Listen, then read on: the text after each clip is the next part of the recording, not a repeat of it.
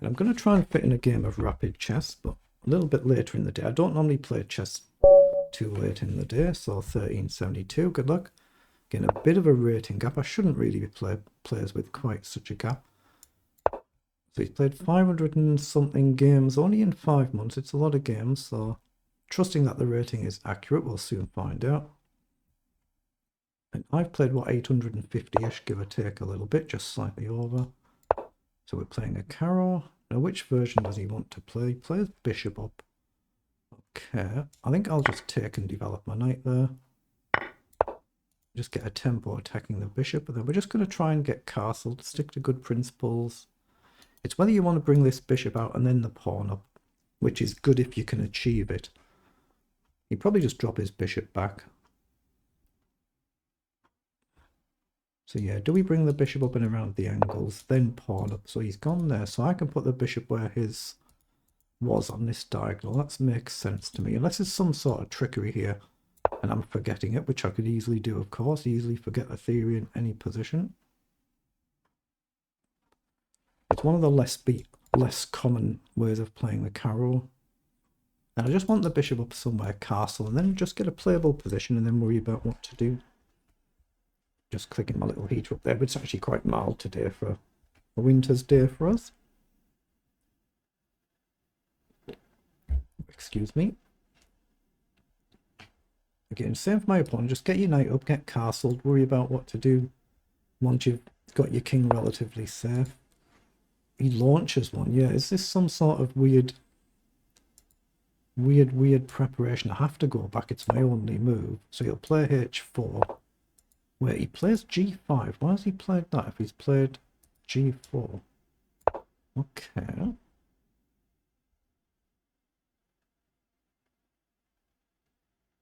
You see, he's allowed my bishop to come back up now. h4 was the very natural move to play there. Let's just take back and give the knight a square. Get the bishop up somehow. So I think it makes sense to just directly charge that bishop. Yeah, if you're going to play g4, h4 is a very natural follow. I'll have to check this carefully after the game. So he's going queenside. Okay, I'm going to prepare queenside as well, but I could just play rook across, but that's what he's going to do. Slightly unusual, if I put it that way. I might just play queen up and look to trade the queens here. Yeah, I'm quite good at playing endgame. So I'm going to look to trade the queens. I don't think he will. Okay, I'll check the account more properly after the game is completed.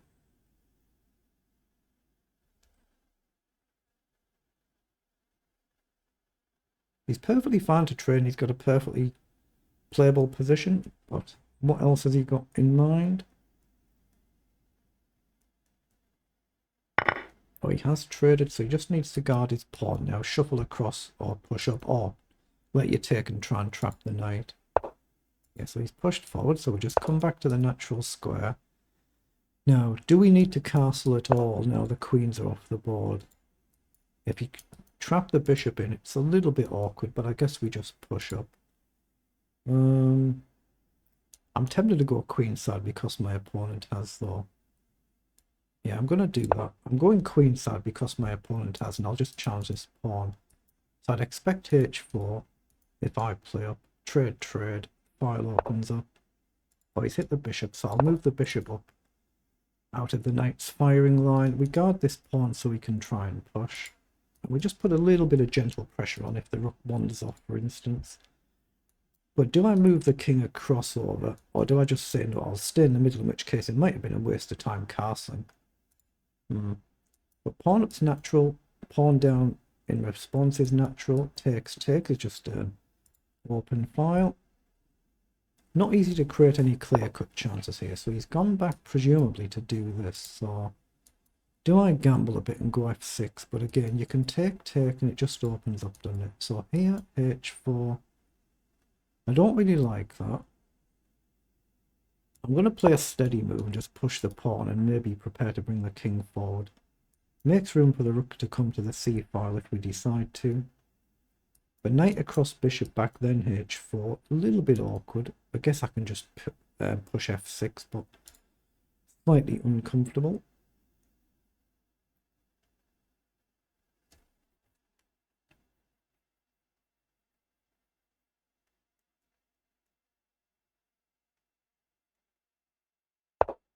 Yeah, that's exactly what he's done, so I'd expect to see a quick h4 here.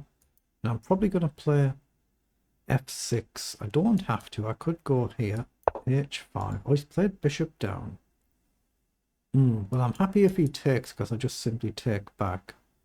So I think king up and come in towards the centre makes sense here, but I could go here for here. Does it matter? I'm going to go here, so I've got the option to come across. If he takes, I just take back. I don't think he will, but oh, I'm going to say as soon as I say that, he does. He can still fly down the board. He's perfectly fine. He can easily guard his pawn here, so it's just how do we create any actual chances? h4 is probably what he should be playing, otherwise we can play rook h4 ourselves. Otherwise there, he's played it, so I'm going to play rook to the c file. Then maybe drop the knight back around the angles. He's playing it extremely well, isn't he? Extremely well. Oh, he's just pushed on again, what the heck? Okay, I'm going to have to take there. This is slightly unusual. This is a little bit unusual now. Now, rook across, he's got knight takes, but I take the rook, so rook over is a defensive move for now. King across, so there's no knight check. And then I can kick the knight, but he can still jump in. So I don't really want to push and allow this, but it's probably fine. Because then I could take, he takes here, and I can grab the pawn here with a tempo actually, so up. Problem is it's a check. Here, check, across. Rook takes, rook takes. I think I'm going to have to play it. Just king across. At least my rook guards my rook, so I'll just have to shuffle over.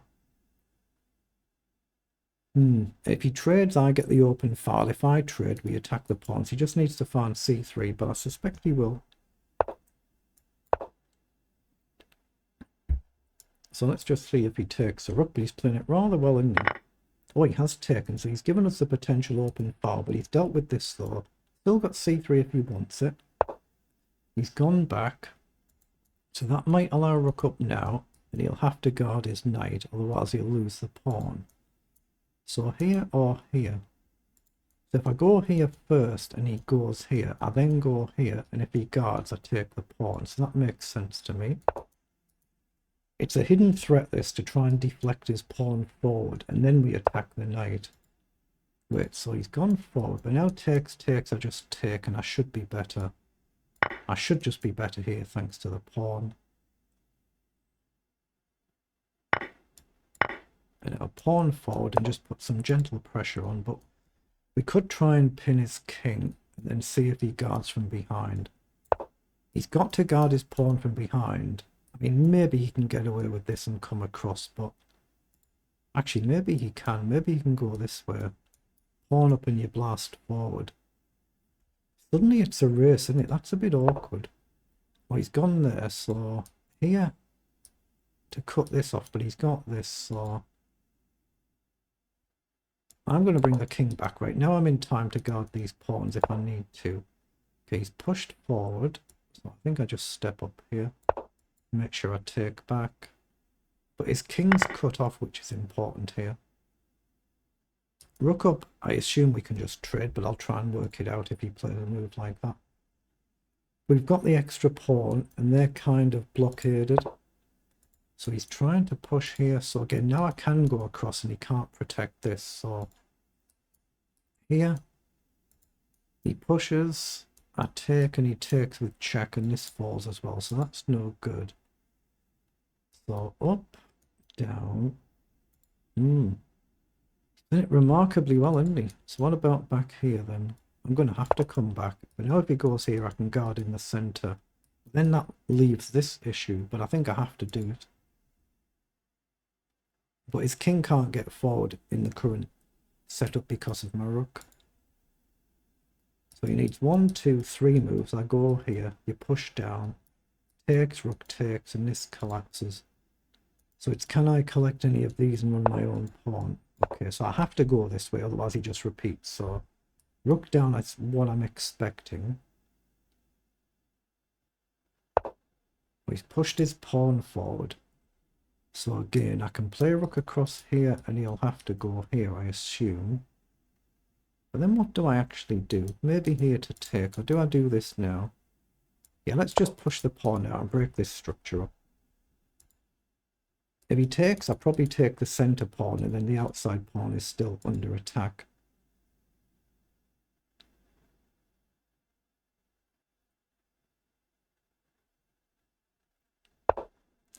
Okay, so I'm going to take. So now we've got 5 pawns against 3. It's whether he can get activity here. So here I assume I just come across and attack the pawn. So say check, and I drop back. Rook down, I take here. This is loose. Now I could push forward and march on. If I take, he just takes here, right? So I don't want that. So up, or rook across and my candidate moves. So rook over, check. King back, rook down, rook takes, and everything's guarded. That should be good. That should be good. Actually, what am I doing? I'm mixing my moves up. I've worked out to play rook across and then drop my king back. That's not the move I intended to play. He can still do this and I can still go here, but that wasn't the move I actually intended. Okay, here, now we've got the same position. He'll play rook down, and I'll take, he'll take here, and then I'll just start marching up, I think. Got to be careful, or maybe I just put the... Gee, what do I do? Let's take, he'll take here. Do I just run this pawn? Because if he checks, I just step up. But I could step across here. Here, I step here. Here. I don't like that either. So up, check, up, takes, down. Here, and he's out of the box, and I'm quicker, right? Yeah, I'm quicker. If he checks, I just step up. If he takes the rook, I'm quicker this side than he is on the other side.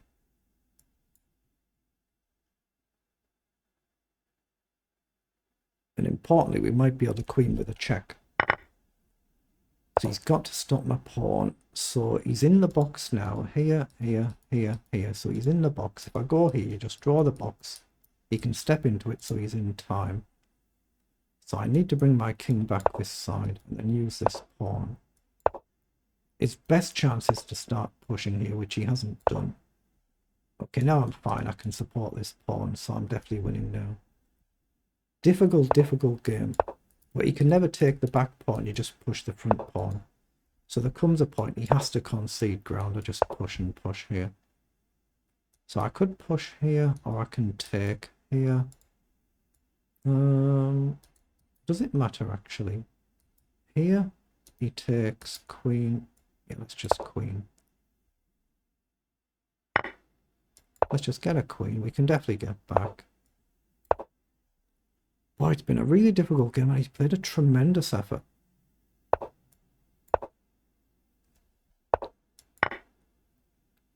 Tremendous effort by my opponent. It's a very tough game.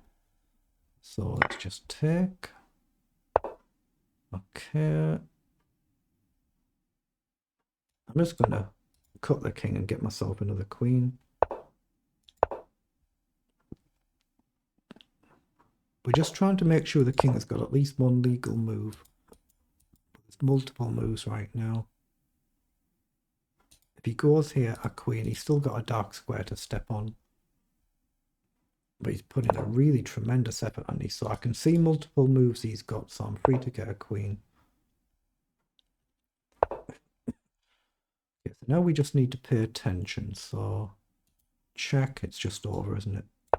That's just checkmate, yeah, but tremendous effort by my opponent. Let's see what it was in engine speak. Again, no rating for that as well. No rating whatsoever. So we've got 59 moves. They're the move times for both players. That felt like he put in a really good effort there, considering the rating gap especially.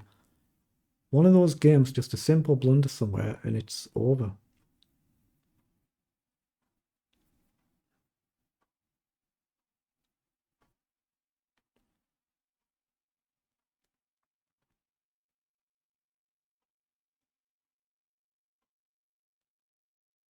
We're just trying to see where we gained the advantage out of the opening and whether we made any blunders in the opening, anything to learn from. So we'll level round about here. Move 25, but it's very up and down out of the opening, so we're certainly making mistakes and blunders. Oh, we've been much better and we blundered it back, so we've got blunders very early on. So we've played it pretty decently. We gained an advantage from move 8, +4 on move 13, and then we've just blundered it back. So let's see where it went wrong there. Okay.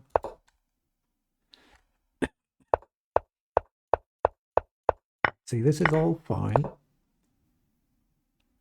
Yeah, H4 is what I was expecting. I was expecting it a few times, wasn't I? Didn't come. Now, castle was a blunder, and I've not punished him. I should have played knight to b4 instead of queen to b4. So that's a blunder. The knight to b4. And what's the idea there? Pawn down. If check, you can step across. Okay, why is this? Knight e2.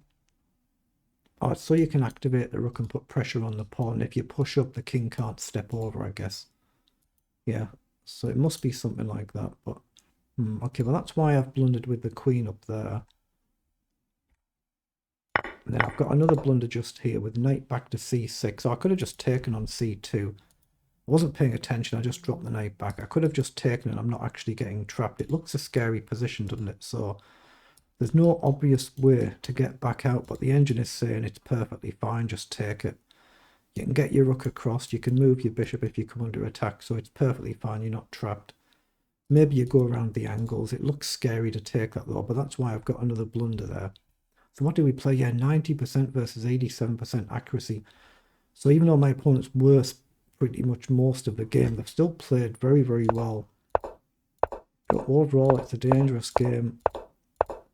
It's a dangerous game. But yeah, I was expecting again h4 to be coming down, trying to trap the bishop. Didn't happen. But we're just going to start gradually building an advantage in a few moves' time for move 26.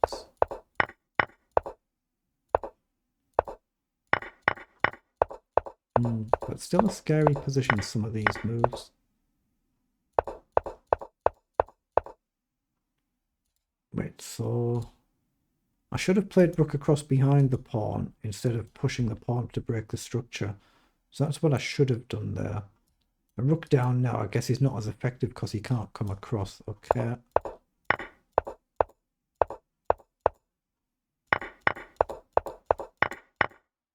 Yeah, and in this position it's just winning for us now. But once you get your pawn forward here, you can never take the back pawn because you just run the front pawn. It's just a case of not blundering a stalemate now. But, you know, considering the rating gap especially, it's a tremendous effort by our opponent, isn't it there? Tremendous effort. You know, another day, a sloppy blunder somewhere, and it's a loss. So really well done.